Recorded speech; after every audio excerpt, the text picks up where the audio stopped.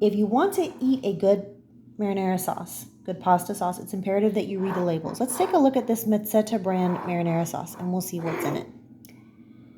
Now, as I'm sure you're aware, ingredients are in order of how much they appear in the product, right? So Italian plum tomatoes from Italy's San Marzano region. They're trying to tell us that these aren't actually San Marzano tomatoes, but they are San Marzano style. So that's a good sign. Next we have California plum tomatoes. Again, I'm loving this list. Imported olive oil, onions, salt, garlic, basil, black pepper, spices.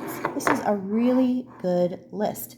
Let's take a look at this Bertolli. Now, this is not a completely apples to apples. I mean, this is not a marinara sauce, this is a vodka sauce. But still, let's take a look. Tomato puree is our first ingredient. But then, notice that they have in parentheses, they state what they think tomato puree is. It's water and tomato paste. That is not what tomato puree is.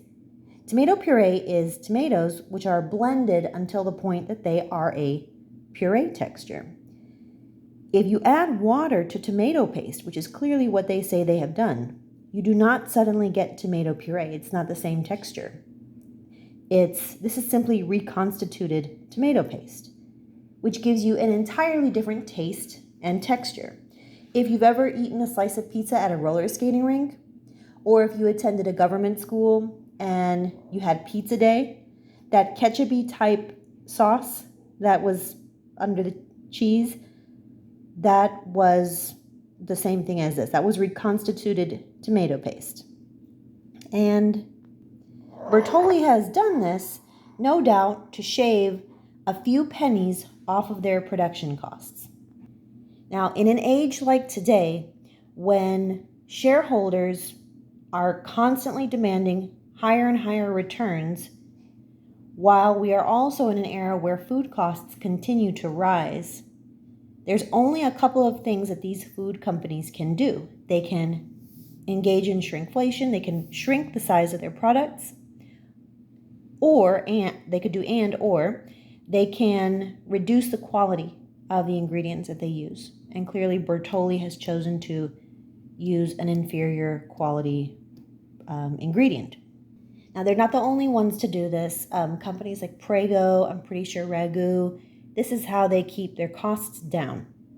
And if you're on a budget, I completely understand why you would say, hey, I can't afford to eat the best foods. I have to eat what's in my budget. I completely get that. But did you know that the Mezzetta sauces, marinara sauces, or whatever flavors that they have at Walmart, at least as of today, are about 50 cents less per jar than the Bertolli brand.